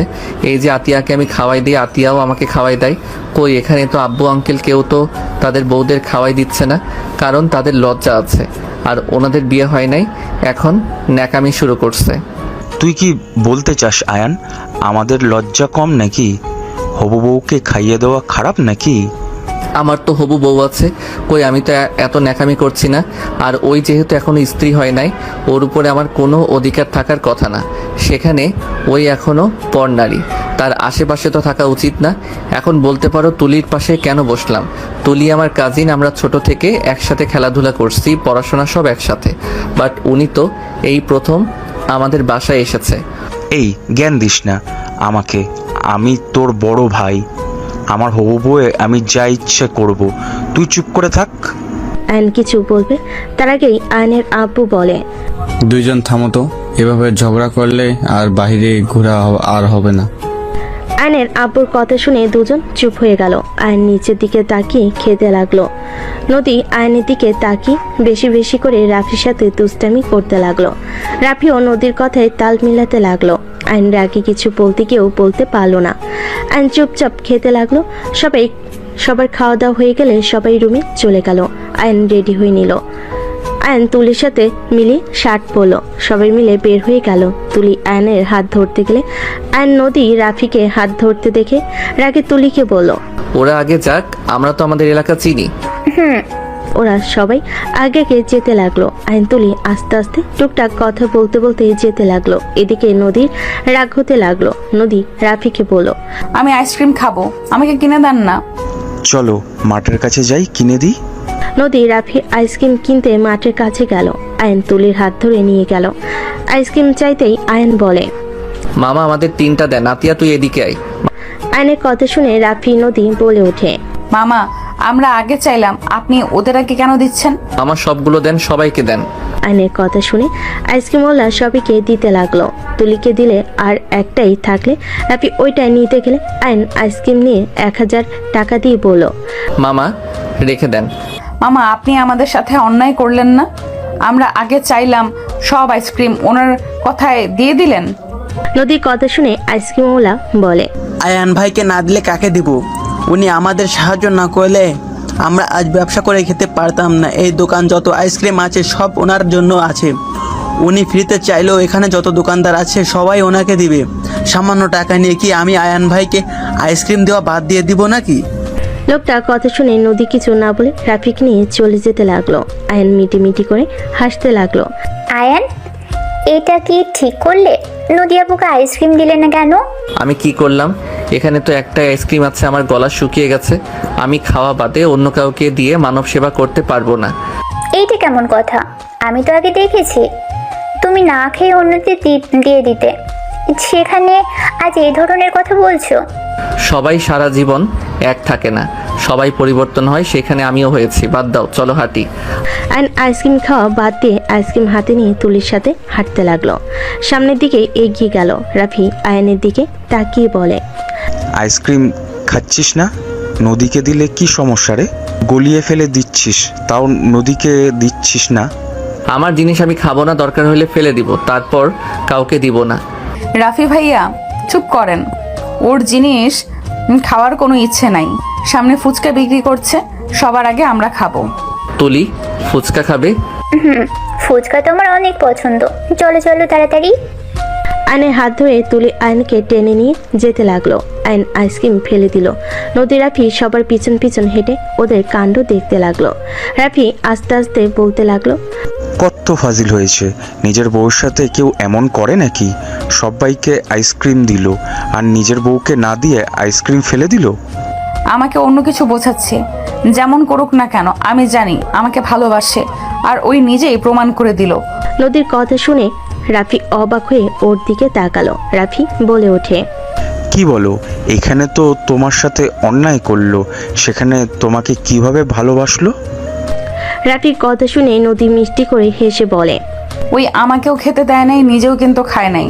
পারলে কিন্তু ওই আমাকে দেখিয়ে দেখিয়ে খেতে পারতো, কিন্তু ওই খায় নাই। কারণ আমি খাই নাই দেখে ওর রাগের বশে যাই করুক না কেন, ওই আমাকে ভালোবাসে। ওই নিজের অজান্তে প্রমাণ করে দেয়। নদীর কথা শুনে রাফি অবাক চোখে তাকালো। রাফি কিছু বলার আগে নদী আয়নকে দেখি রাফির হাত ধরে ওদের সামনে 2টা চেয়ারে বসলো। নদী 1 প্লেট ফুচকা অর্ডার দিল। আয়ন ওদের দেখেও না দেখার ভান করে অন্যদিকে তাকিয়ে অন্যদিকে তাকিয়ে থাকতে লাগলো। সবাইকে ফুচকা দিতে লাগলো। লাস্টের দিকে আয়ন নদীকে দিলে আয়ন ফুচকা মুখে দিল। নদী রাফিকে খাওয়াই দিতে লাগলো। রাফি নদীকে খাওয়াই দিতে লাগলো। আয়নের রাগ হইল, কিছু না বলে আয়ন তুলির দিকে এগিয়ে দিলে তুলি অবাক হয়ে তাকিয়ে বলে, তুমি খাওয়াই দিবা? আমি কি স্বপ্ন দেখছি নাকি? আরে খাও, এত অবাক হবার কি আছে? আমি তো তোমার হবু হাজবেন্ড। আয়নের কথা শুনে তুলি খুশি হয়ে ফুচকা মুখে নিল। আয়ন খেতে লাগলো আর তুলির সাথে মিষ্টি করে হাসি দিয়ে গল্প করতে লাগলো। নদীর রাগ হতে লাগলো। রাফি কানে কানে বলতে লাগলো, কুল, রাগ করলে তো হেরে যাবে। নদী শান্ত হলো। আয়ন তুলিকে এভাবে হাসি খুশি দেখে সবাই অনেক খুশি হলো। হঠাৎ করে একজন এসে বলে ওঠে, কিরে ভাই, আমাকে রেখে একা একা খাচ্ছিস? আরে আপু যে, আসো। মামা আপুকে 1 প্লেট দেন। তোর প্লেট থেকে খাবো। রাফি ভাইয়া কেমন আছো?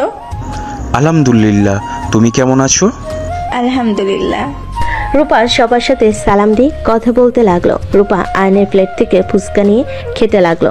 তুলিও সেম ভাবে খেতে লাগলো। আয়ন দুজনের দিকে তাকিয়ে বলল, আরে বাবা, 2 জন আমাকে তো খেতে দিবে নাকি? ভাই বোনরা খেতে নিলে কথা বলতে হয় না, চুপ করে থাকো। রূপার কথা শুনে সবাই হাসতে লাগলো। নদীর আব্বু বলে, মেয়েটা কে? নাতাশার ভাতিজি। নাতাশা ভাতিজি? মাশাল্লাহ, অনেক বড় হয়ে গেছে। নাতাশার মতো কিছুটা লাগে, কিন্তু আয়নের সাথে এত মিল। আয়ান আমাদের বিরুদ্ধে গিয়ে ওদের সাথে থাকতো। নাতাশাকে আয়ান অনেক ভালোবাসতো, ওর কাছে পড়তো। মাঝখানে যেই সব হয়, নাতাশাকে রেপ করলো, বাবা ওদের বিরুদ্ধে কাজ করলো। সেখান থেকে আয়ান ওদের সাথে থাকতো। এসএসসি পরীক্ষার পর তো ঢাকা চলে যায়। যাক, ওদের সাথে সম্পর্ক ভালো আছে, এটাও দেখে ভালো লাগছে। এই থাক, আমি যাই। ওয়েট, কোথায় যাবে আপু? কোচিং করাতে যাব। ভাইয়াকে বিয়ে করে নিলে তো তোমাকে এসব জব করতে হয় না। আয়নের কথা শুনে সবাই অবাক হয়ে তাকালো। রাফি আয়নের দিকে তাকালে আয়নের আম্মু বলে, আয়ান কি ধরনের কথা বলস? কিছু না, ওকে আপু যাও। রূপা চলে গেল।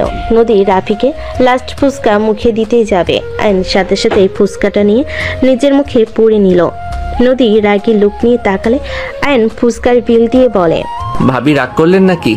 আরে ভাবি, আমি আপনার দেবর হই, সেখানে আমি একটু খেতে পারি না? আইনের কথা শুনে নদী কিছু বলল না। সবাই হাঁটতে লাগলো। আইন তুলি কথা বলতে বলতে যেতে লাগলো। সবাই ঘোরাঘুরি করে বাসায় ফিরতে ফিরতে সন্ধ্যা হয়ে গেল। হঠাৎ করে নদী চিৎকার দিয়ে উঠলো। সবাই পিছনের দিকে তাকালে নদীর আম্মু বলতে লাগলো, কি হয়েছে আম্মু? নদী কথাটা বলতেই আইন নদীর কণ্ঠ শুনে বুকের ভিতর ধুক করে উঠল। আইন ফোনের টর্চ জ্বালিয়ে দৌড়ে নদীর কাছে গেল। সবাই কাছে আসলে নদী পড়ে যেতে নিলে রাফি ধরার আগেই আয়ন ধরে বলল, নদী, এই নদী কি হয়েছে? এই নদী কথা বলো। আয়ান আমাকে কিছু কামড় দিয়েছে। নদী কথাগুলো বলে জোরে জোরে কান্না করতে লাগলো। আয়ন নদীর পায়ের দিকে তাকিয়ে চমকে উঠলো। আয়ন তাড়াতাড়ি করে নদীর পায়ের কাছে বসলো। কোনো কিছু না ভেবে আয়ন নদীর পায়ে রক্ত চুষতে লাগলো। সবাই ইতস্তত হয়ে গেল। নদীর আম্মু বলে, আয়ন পাগল হয়ে গেছিস নাকি? সাপে কামড় দিয়ে থাকলে তুই তো মারা যাবি। আয়ন থাম বলছি, ওর পা বাঁধতে হবে, সামনে হসপিটাল আছে। আয়ান কি করছো? তুমি তো মারা যাবে। আয়ান আমার পা ছাড়ো। আয়ান প্লিজ পা ছাড়ো। আয়ন কারো কোনো কথা না শুনে পায়ে রক্ত চুষে ফেলতে লাগলো। আয়নকে তুলি ধাক্কা দিয়ে বলে, পাগল হয়ে গেছো? তুমি মারা যাবে, সামনে হসপিটাল আছে, আপুকে নিয়ে চলো। আয়ন তুলিকে কিছু না বলে নদীর পা ধরতে যাবে। নদী হাঁটু গেড়ে বসে আয়নের 2 গাল ধরে বলতে লাগলো, এসব কি করছো?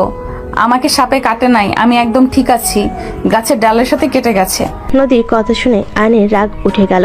আয়ন উঠে নদীকে সজোরে থাপ্পড় মারলো। আয়ন রেগে কান্নামাখা কণ্ঠে বলল, নেক্সট টাইম এমন ফালতু অভিনয় করলে তোর খবর আছে।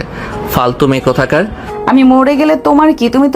আমি তো জঘন্যতম মেয়ে, ফালতু খারাপ মেয়ে, পতিতা মেয়ে। তাহলে আমার জন্য কোনো কিছু না ভেবে বিষের রক্ত বের করতে গেছো কেন? চুপ কর। আমার ইচ্ছে হইলে আমি তোকে খারাপ বলবো, যা ইচ্ছে তাই বলবো। আমার সামনে আর নাটক করবি না। খারাপ মেয়ের জন্য এত না ভাবলেও হবে। আয়ন নদীর কথা শুনে ধাক্কা দিয়ে সরিয়ে দিয়ে চলে গেল। রাফি নদীকে ধরলো।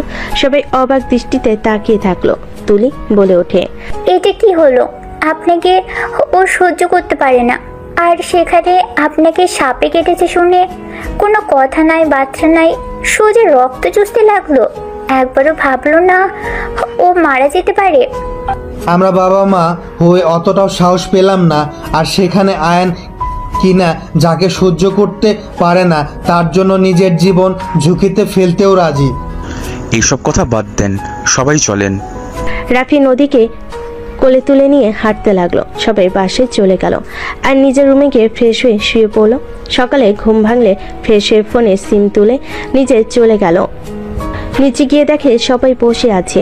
আইন সোফায় বসে থেকে কারোর সাথে কথা বললো না, চুপচাপ বসে থেকে ফেসবুকিং করতে লাগলো। হঠাৎ করে আয়নের ফোন বেজে উঠলেই আয়ন কল রিসিভ করে বলল, আসসালামু আলাইকুম।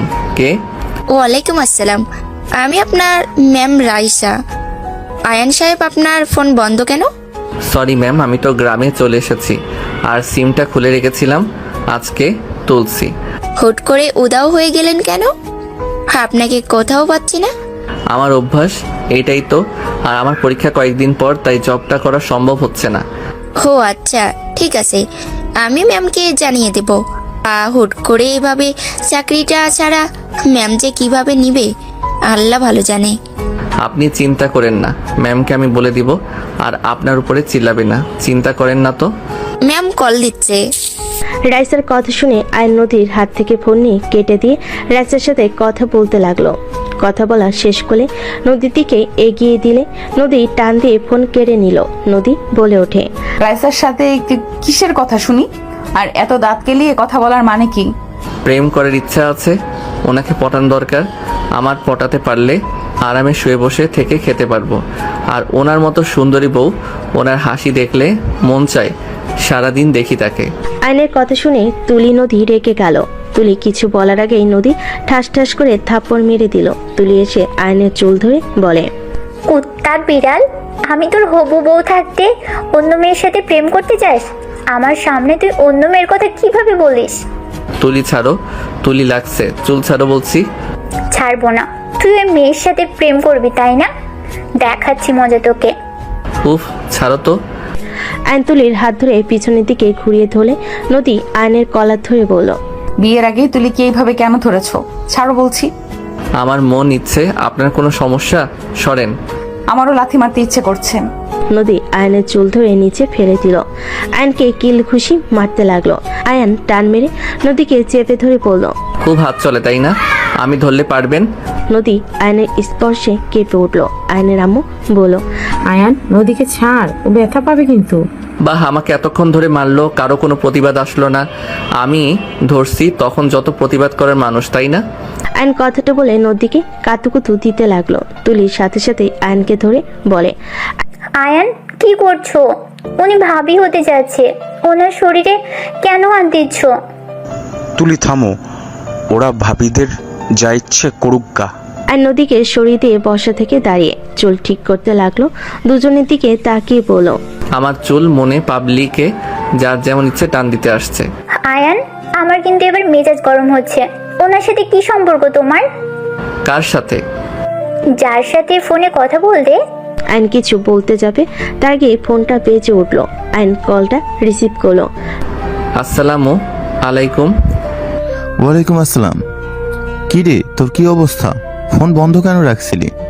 কারোর সাথে যোগাযোগ রাখতে চাই নাই। যাই হোক, তোর বিকাশে কিছু টাকা গেছে, চেক করছস? এত টাকা কেন দিয়েছস? গ্রামে আসবি কবে? গ্রামে এসেছি রাত্রে। আমাদের বাসায় আয়। তুই বাসায় নাকি? আচ্ছা, মাঠের ওইদিকে আয়, আমি ওইখানে যাব। ঠিক আছে। আইন কল কেটে দিয়ে তুলিকে বলল, বাহিরে যাবে নাকি? আমার প্রশ্নের উত্তর দাও। আমি ওনার কোম্পানিতে জব নিয়েছিলাম, আর রাইসা উনি ওনার অফিসের ম্যানেজার। কি, তুই নদী মামুনির অফিসে জব করতি? হ্যাঁ, যাই হোক, যাবে নাকি না? যাব। আইন তুলিকে নিয়ে বের হয়ে গেল।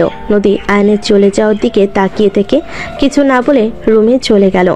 এদিকে আয়ন তুলিকে নিয়ে মাঠের ওই দিকে গিয়ে সব ফ্রেন্ডের সাথে দেখা করলো। রাকিবকে দেখে তুলি বলে ওঠে, আরে রাকিব, তুই? আমি। কেমন আছিস? আলহামদুলিল্লাহ। জব করে এসো স্ট্রিটে। দিব তো। আমি কি তোর মতো কিপটা নাকি? আমি কি কিপটামি করলাম? কি কিপটামি করছস তা জানি না, মন চাইলো কইতে তাই কইলাম। রাকিবের কথা শুনে সবাই হাসতে লাগলো। তুলি রাকিবকে মারতে লাগলো। আয়ান বলে ওঠে, নিথাম দুইজন। রাকিব, তোর সাথে কথা ছিল, আর তুলি তোমাকেও কিছু কথা বলার আছে। কি কথা? কি রে, কি? তোরা থাক, আমরা আসছি। আয়ন বাইকে উঠলে দুজন উঠে বসলো। নদীর পাড়ে তিনজন চলে গেল। তিনজন বাইক থামিয়ে নদীর পাড়ে বসে পড়লো। তুলি আগ্রহ নিয়ে বসে আছি। আয়ন বলে উঠলো, আমি জানি না তুলি, তুমি রাকিবকে পছন্দ করো, আর রাকিবও তোমাকে পছন্দ করে, বাট ওই গরিবের জন্য ওই বলার সাহস পায় না। আয়নের কথা শুনে দুজন অবাক হয়ে তাকালো। তুলি অকট ফিল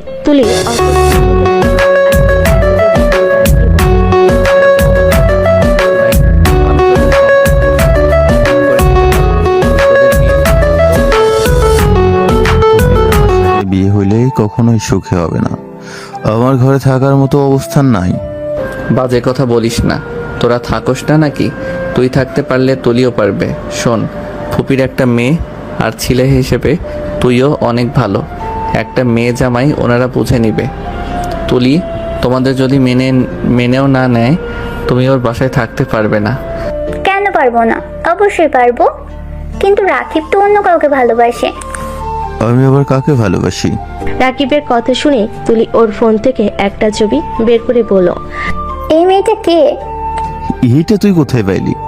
আরে এইটা তো আমার মামাতো বোন ছিল, ওর তো বিয়ে হয়ে গেছে। আর ওই পায়ে ব্যথা পেয়েছিল, তাই কোলে করে নিয়ে গেছি। এখানে প্রেমের কি ছিল? রাকিবের কথা শুনে তুলি বলে, কুত্তা, আমি অন্য কিছু ভেবে কষ্ট পেয়েছি। তুই কি সত্যি আমাকে ভালোবাসস? জানি না। আমি আসছি, আমার কাজ আছে। আয়ন ওইখান থেকে উঠে বলল। রাকিব বলল, বাইক রেখে যাব নাকি?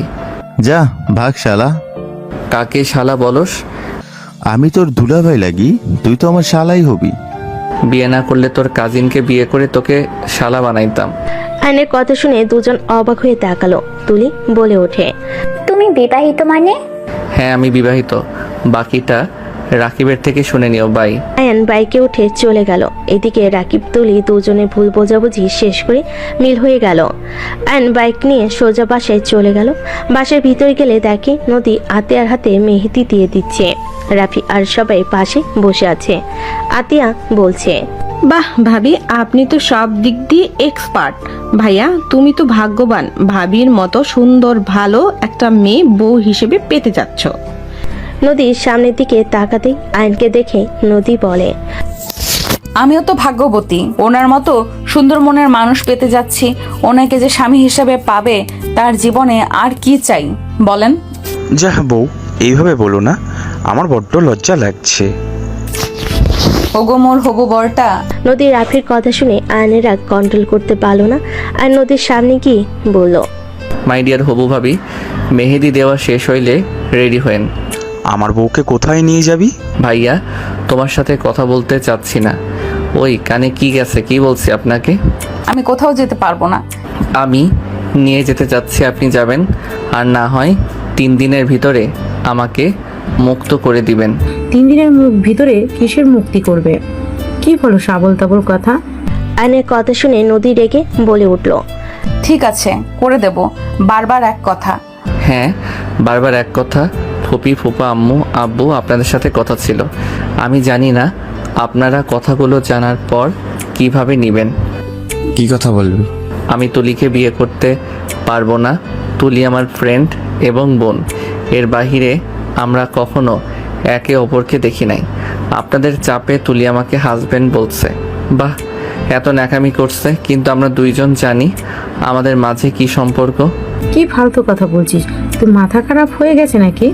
সবাই জেনে গেছে তুলি আর তোর বিয়ে দিব। আমাকে না জানিয়ে বিয়ে কোন হিসাবে ঠিক করো তোমরা? আমাদের দুইজনের কথা তো একবার শুনবেন, তাই না?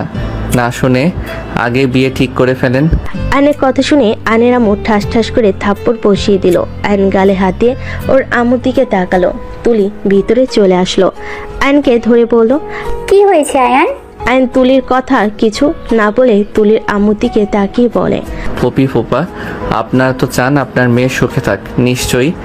আয়নের কথা শুনে তুলির আম্মু বলে, অবশ্যই চাইবো আমার মেয়ে সুখে থাক, কিন্তু আয়ান, তোমার তো ছোটবেলা থেকেই জান এইটা এইটা বলেই ডাকতে, একে অপরকে ছাড়া থাকো না। সেখানে আমরা তো ধরে নিয়েছি তোমরা একে অপরকে ভালোবাসো, তাই আমরা বিয়ে ঠিক করেছি। আয়নের ফুপির কথা শুনে বলে, চাইবেন না আপনার মেয়ে সুখে না থাক? ফুপি, আমরা মজা করি, আমরা ফ্রেন্ড আর কাজিনের বাহিরে কিছু না। তুলি অন্য কাউকে ভালোবাসে, ওদের মাঝে কিছুটা ভুল বোঝাবুঝি ছিল, যেটা আজকে আমি ওদের ভুল বোঝাবুঝি মিটিয়ে দিয়েছি। ফুপি, তুলি ওর ভালোবাসার মানুষকে ছাড়া কখনোই কারোর সাথে সুখী হবে না। ওই কাকে ভালোবাসি শুনি? আমি রাকিবকে ভালোবাসি। ছোটবেলা থেকে আমরা একে অপরকে ভালোবাসলে কখনো কেউ প্রকাশ করি নাই। রাকিব গরিব জন্য ও আমাকে কিছু বলার সাহস পেত না, আর আমি অন্য কিছু ভেবে ওকে কিছু বলিনি। আমি বিয়ে করলে রাকিবকে করব। তাছাড়া আমি কখনোই বিয়ে করব না। তুলির কথা শুনে আয়নের পুপি রেগে থাপ্পড় মারতে যাবে, সাথে সাথে আয়ন সামনে দাঁড়িয়ে থাপ্পড়টা আয়নের কাঁধে গিয়ে লাগে। আয়ন বলে উঠল, ফুপি, ভালোবাসা কোনো খারাপ কিছু না। যে যার সাথে সুখী তাকে তার সাথে তুলে দিলে কি সমস্যা? ফুপি, রাকিব তো আর খারাপ ছেলে না, ওই একটা ভালো ছেলে। আমার নামে অনেক রিপোর্ট পাবে। ওর নামে কখনো শুনেছো কোনো রিপোর্ট? ওই এই গ্রামে ভদ্র ছেলে হিসেবে পরিচিত। ওই গরিব, এটা কি ওর অপরাধ নাকি? ফুপি প্লিজ, আপনারা ওদের মেনে নিন। আয়ন ওদের রিকোয়েস্ট করতে লাগলো। তুলি ওর আব্বু আম্মুকে বোঝাতে লাগলো। ওদের রিকোয়েস্টে সবাই মেনে নিতেই বলল। সবাই মেনে নিলে আয়ন বলে ওঠে, আই লাভ ইউ সবাইকে। আম্মু, আমি দেশের বাইরে চলে যেতে চাই। তোমরা তো আমাকে বাইরে পাঠাতে চাইছিলে, আমি চলে যাব। আমি এই দেশে আর থাকবো না। হঠাৎ করে মন পরিবর্তন করি কেন? না, অনেক ভেবে দেখলাম তোমাদেরও মনও একটু রাখি। সবসময় তো আমার মতো আমি চলছি, এবার না হয় তোমাদের কথা মতো চলি। আব্বু, আমাকে লন্ডনে যাওয়ার ব্যবস্থা করে দিও। ঠিক আছে, পরীক্ষাটা শেষ কর। ওকে। আয়ন চলে যেতে নিল। তুলি আয়নকে পিছন থেকে জড়িয়ে ধরে বলে, ধন্যবাদ। যা ভাগ, টিট দেওয়া বাদ দিয়ে আমাকে ধন্যবাদ দিচ্ছে। ওই, আমাকে তুই বলো কেন? সরি, বন্ধুর বউ ভাবি। কথাটা বলে দুজনেই হাসতে লাগলো। নদী আয়নকে বলল, আয়ান, সবার কথা তো ভাবলে, কই আরেকজনের কথা তো ভাবলে না? তার কথা ভেবে রেখেছি। সেই সুখে থাক, সেটা আমি চাই। আমার শত্রুকে সুখে থাকার দোয়া করলে সেখানে সেই তো আমার প্রিয় মানুষের লিস্টে। তার ক্ষতি কিভাবে চাইবো? আয়নের কথা শুনে সবাই অবাক হয়ে গেল। আয়নের আম্মু বলে, কার কথা বলিস আয়ান? কেউ না আম্মু। কেউ নাই তাহলে? হ্যাঁ, নাই, কেউ নাই। আপনি নিজের ভালো চাইলে আমার সাথে এখন চলেন। আর যদি আপনি দেরি করেন, সেখানে আমার কোনো কিছু করার নাই। আমি ঢাকা চলে যাব খুব তাড়াতাড়ি। রাইসার সাথে রিলেশন করতে নাকি? নদীর কথা শুনে আয়নের রাগ উঠতে লাগলো। আয়ন রেগে পিছনের দিকে তাকিয়ে বলে, আমি কি আপনার মতো নাকি? যাকে পাবো তাকে ধরবো। আমার লাইফে ফার্স্ট একজন এসেছে, সেই সারা জীবন থাকবে। আপনার মতো আমি না যে মাসে মাসে মানুষ পাল্টাবো। আয়ান, কি ধরনের কথা বলছিস? আয়নের কথা শুনে নদী কান্না করতে করতে বলে, হ্যাঁ হ্যাঁ, আমি তো খারাপ, আমি তো দেহ ব্যবসা করে খাই। তুমি কেন আমার মতো হবে? তুমি তো অনেক ভালো। খারাপ তো আমি। সব জেনে নিজের ভাইয়ের জীবন বাঁচাতে চাও না কেন? তোমার ভাইয়ের সাথে বিয়ে ঠিক হয়েছে, সেখানে সবাইকে বলে দাও নাই কেন যে আমি খারাপ? আমার সাথে বিয়ে হলে তোমার ভাইয়ের লাইফটাই নষ্ট হয়ে যাবে। নদী, এসব কি ধরনের কথা বলিস? আয়ন, তোমাকে আমি অনেক সহ্য করেছি। আর না, তুমি আমার মেয়েকে যাই নাই তাই বলো। তুমি পেয়েছোটা কি? তোর মনে যা আসবে তাই বলবে নাকি? আর ভাইজান ভাবি, আপনারা চুপ করে থাকেন, ছেলেকে কিছু বলেন না। কি বলবে? ঠিক বলে। আমি তো খারাপ মেয়ে, তাই আমাকে খারাপ বলে। আমি চুপ কর, আমি কি জানি না আমার মেয়ে কেমন? আয়ান, তোমার সমস্যা কি? তুমি আমাদের অফিসে জব করতে, ধরতে গেলে নদী তোমার বস ছিল, সেখানে তুমি ওর সম্পর্কে এত বাজে কথা কিভাবে বলতে পারো? তুমি আমার মেয়ের সম্পর্কে কতটুকু জানো? আমি কি একবার আপনার মেয়েকে বলছি ওই দেহ ব্যবসা করে খাই? আর সবসময় বেশি কথা কেন বলো? আমার মেজাজ গরম করে কেন দাও? খারাপ মেয়ে তাই দেয়। আর কোনো কিছু বলবে? আব্বু আম্মু, আমি বাসায় যেতে চাই। ব্যাস, অনেক হয়েছে। আয়ান, তুই সবাইকে ভুল ধরিয়ে দেস। নিজে যে ভুল করছস সেগুলো কিছুই না। তুই নদীকে অপমান কিভাবে করস? তোর কি লজ্জা করে না? ওইগুলো মানুষের সামনে নদীর অপমান করছস।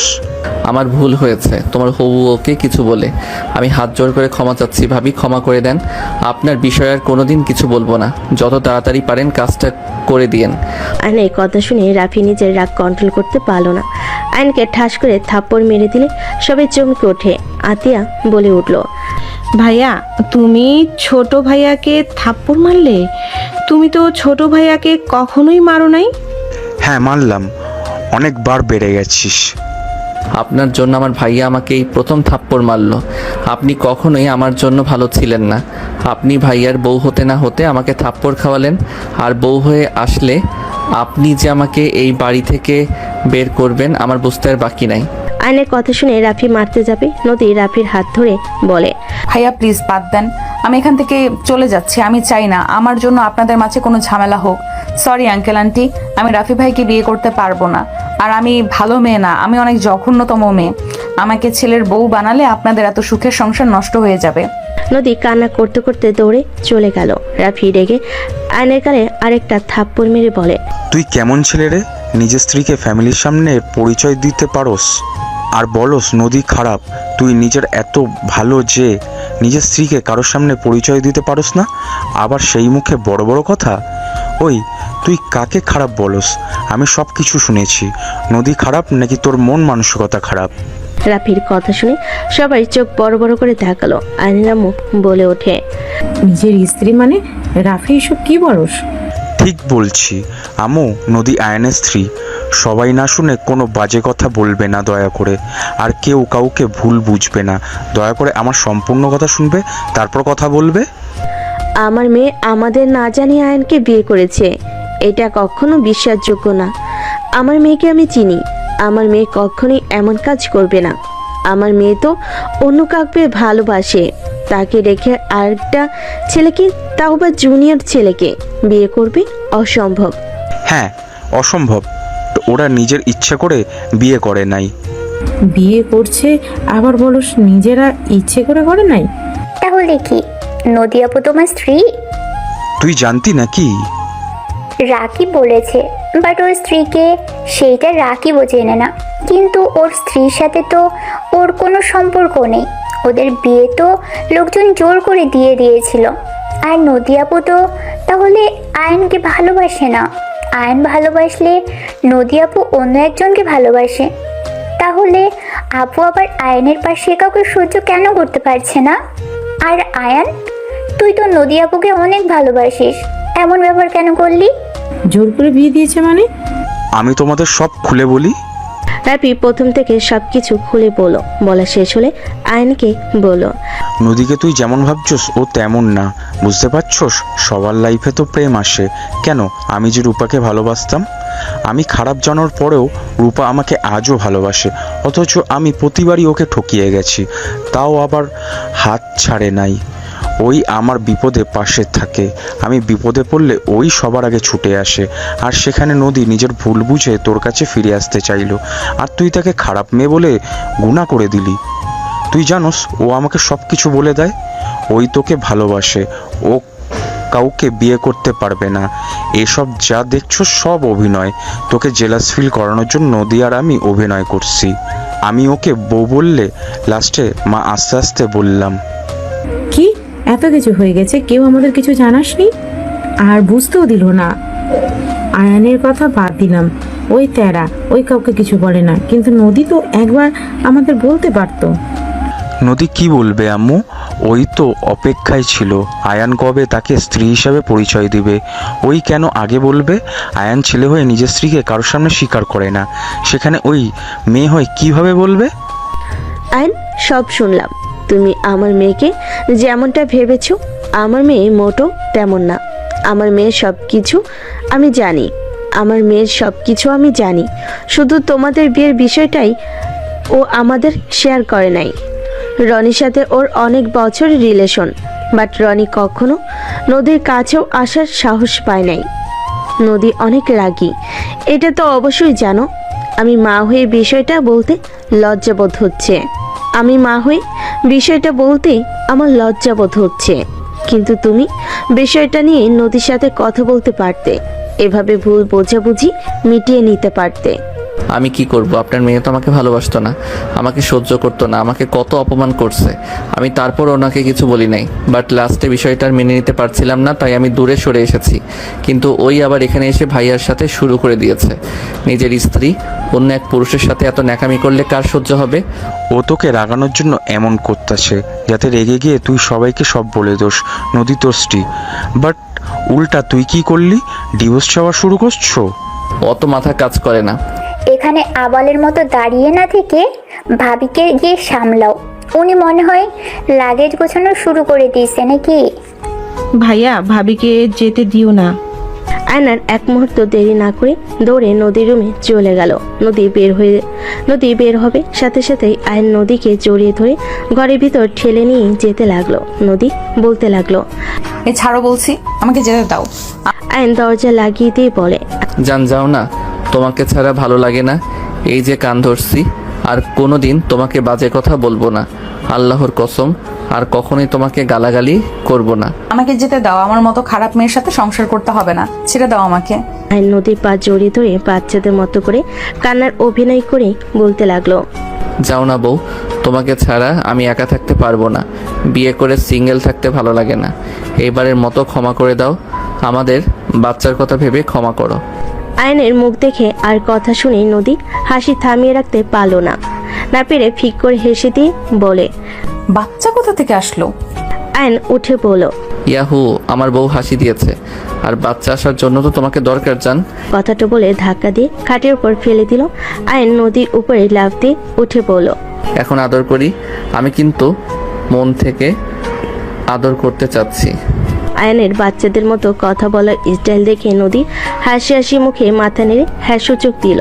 আয়ন খুশিতে নদীর উপর ঝাঁপিয়ে পড়ল। নদী আয়নকে পাল্টা আদর করতে শুরু করে দিল। বাকিটা ইতিহাস।